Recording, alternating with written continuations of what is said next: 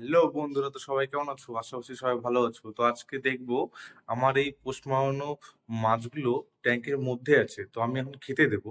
তো খেতে দেওয়ার ফলে ওদের টেম কিভাবে আছে, কিভাবে কি আছে সেটা তোমাদেরকে আমি দেখাবো। আমি গেলে ওদের কাছে ওরা কি করে আমি এখন ওদেরকে দেখছি, কিন্তু খুব সুন্দর দেখতে। তো আমি এখন ওদেরকে খেতে দেবো। ফার্স্ট অফ অল আমি লাইট জ্বালিয়ে নেই, সকাল থেকে লাইট জ্বালানো হয়নি।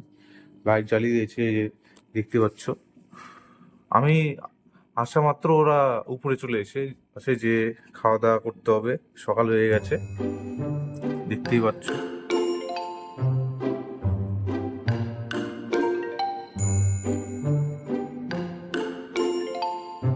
শার্কগুলো খুবই অ্যাক্টিভ, খুবই অ্যাক্টিভ।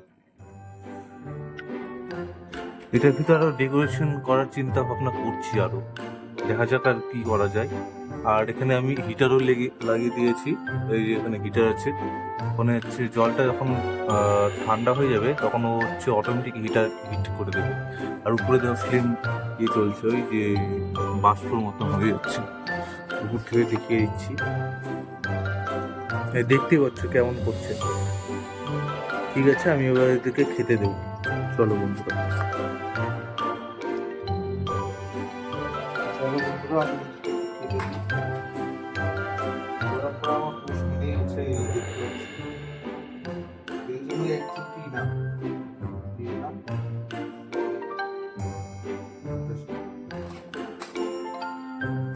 খাওয়া দাওয়া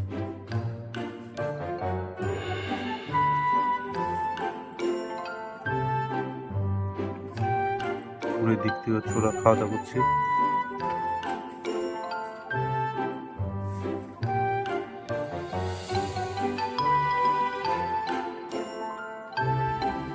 খুব শখে খায় এরা, ওদের ফেভারিট ফুড।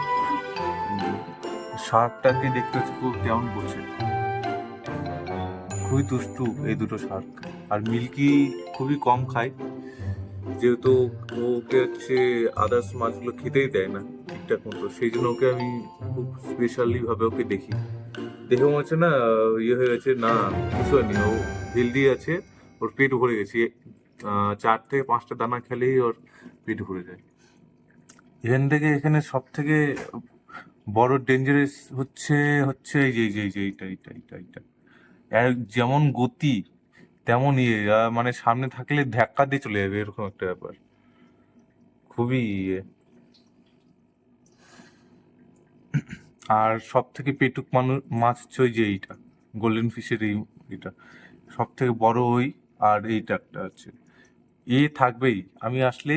এ এ আর এই তিনটা হচ্ছে মেন, ওরা থাকবেই আমি আসলে। আমি এখন খেতে দিলাম, তো একটু পরে যদি আমি আসি আবার ওরা আবার ইয়ে করবে, উৎসাহিত হয়ে যায়। ও দেখো ওদিকে, ও স্ট্যাচু হয়ে গেছে। তো বন্ধুরা, ডেইলি আপডেটের জন্য আমাকে ফলো করে রাখো, এর চেয়ে আরো ভালো ভালো ভিডিও আসবে আর এদের আপডেট পেতে থাকবে রেগুলারলি। আর উপরে আরো একটা মিনি জু করার প্ল্যান আছে, চলো আমি আপনাদেরকে একটু দেখিয়ে দিচ্ছি, অসুবিধা নেই। আমি ছাদে প্ল্যান করতে চাইছি, আমি ছাদে যাচ্ছি।